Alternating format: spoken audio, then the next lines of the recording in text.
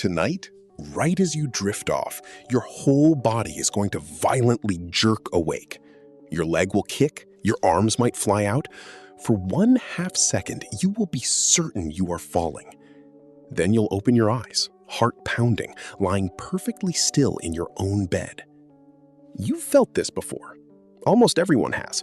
And by the end of this, you'll understand exactly what your nervous system thinks is happening to you in that moment, and why it still runs a defense system for a danger that hasn't existed in millions of years.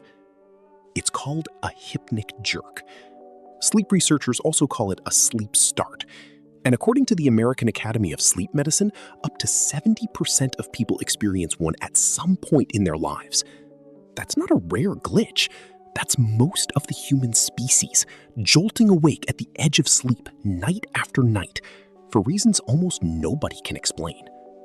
So what is actually happening inside your skull? As you fall asleep, your brain doesn't just switch off. It shifts through stages. First, there's alpha activity, the relaxed, eyes-closed state right before sleep.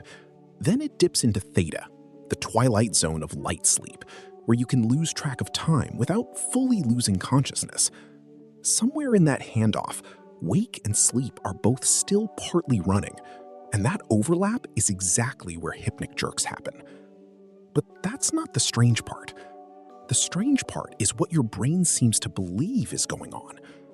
Doctors classify a hypnic jerk as a type of myoclonus, a sudden involuntary muscle contraction, and it fires through the same neural circuitry as your startle reflex, the reflex that makes you flinch at a loud bang or throw your hands out when you trip.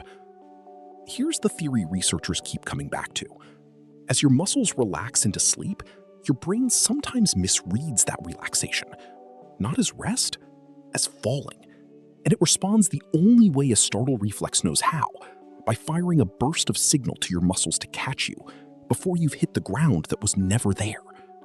A false alarm, fired by a brain that briefly forgot you were lying down. And here's where it gets uncomfortable, if you think about it for more than a few seconds. Why would a brain evolve to assume that going still means falling? Researchers at the University of Colorado have proposed an answer that reaches back further than beds, further than houses, further than fire. Picture a primate sleeping in a tree. Muscles relaxing is exactly what happens right before that animal loses its grip and drops through the branches. For a creature whose bed was 40 feet up, a sudden full-body twitch wasn't a malfunction. It was a survival check, a reflex that snapped the muscles tight and made the sleeper re-grip the branch, just in case. You don't sleep in a tree.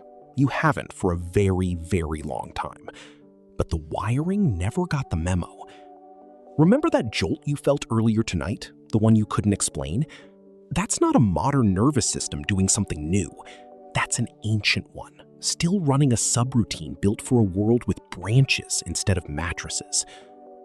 If this is the kind of thing that grabs you, the strange, ancient machinery still quietly operating under everything your body does, this channel exists to keep finding it and explaining it, one hidden mechanism at a time.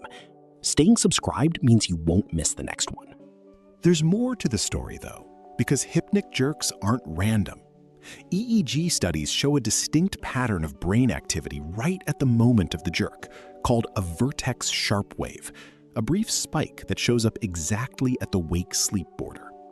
And certain things make the jerk more likely. High stress, a body running on caffeine, a nervous system that's overtired rather than calm. Your brain is more likely to misfire the falling alarm when it's already on high alert for other reasons. Which means the jolt isn't just ancient, it's also a mirror. It's your nervous system telling you, in the most physical way possible, that it didn't get the shutdown signal cleanly. Too wired, too late, too much noise before bed, and the reflex built for a sleeping primate in a tree gets triggered by a sleeping human on a mattress with a phone still glowing on the nightstand. So tonight, when it happens, and for most people, eventually it will, you'll know what it actually is. Not a malfunction, not a warning about your heart or your health, just a reflex older than your species' oldest tools, misfiring gently in the dark, still trying to catch you from a branch that hasn't existed in millions of years. The tree is gone. The reflex stayed behind.